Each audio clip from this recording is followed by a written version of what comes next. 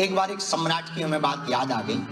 आपको जल्दी तो नहीं है? हमें भी कुछ नहीं है, अपन को कौन रोटियां बनाना है। हम तो फ्री वैसे ही हैं। जय बजरंगबली, सीताराम कहो।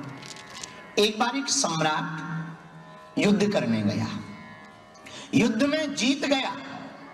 उसकी 100 रानियां थी। पुराना जमाना, बहु रानियां रखने का प्रचलन था, आप लोग मत नकल करना। पुराना जमाना, राजा की 100 रानियां, वह युद्ध जीत गया। उसने मंत्री भेजे और रानियों से पूछवाया कि तुम्हारी जो जो ख्वाहिश हो मांगो, हम यहां से युद्ध जीत कर आ रहे हैं, इस राज्य के खजाने को लूट कर लाएंगे तो तुम्हारे लिए वही वस्तु लेकर आएंगे बहुमूल्य। सभी रानियों ने अपनी अपनी ख्वाहिश लिखी। किसी ने कहा हमको नेकलेस चाहिए, प्रायः जो माताओं की आदत होती है। किसी ने कहा हमको कोहिनूर हीरा, किसी ने कुछ।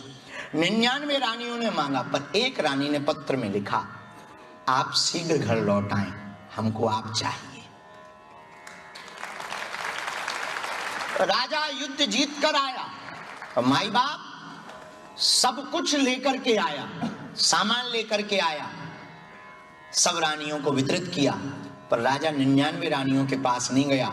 जो कुरूपवान थी, वृद्ध थी, उम्र बहुत हो चुकी थी, दिखने में भी बद सुंदर थी और सबसे ज्यादा उसे इग्नोर किया गया था जीवन काल में, उस रानी ने पत्र में लिखा था, आप सकुशल वापस आ जाएं, हमको आप चाहिए। और राजा सबसे पहले उसी के घर गया।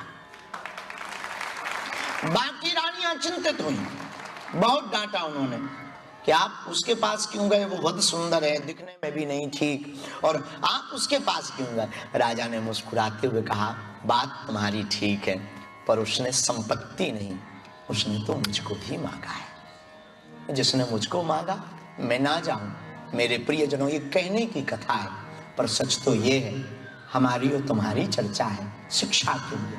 हम भगवान के पास जाते हैं और क्या मांगते हैं, ये बहुत महत्वपूर्ण है। अगर हनुमान जी की तरह राम जी से राम को तुम मांग लोगे, गुरु से गुरु को तुम मांग लोगे, तो जो चर्चा हमने की कि तुम दुखी बहुत हो, टेंशन में बहुत हो, स्ट्रेस में बहुत हो, राम राज्य के नायक हनुमान जी की कृपा से आप अगर हनुमान जी से हनुमान जी को मांगोगे तो मुस्कुराते रहोगे।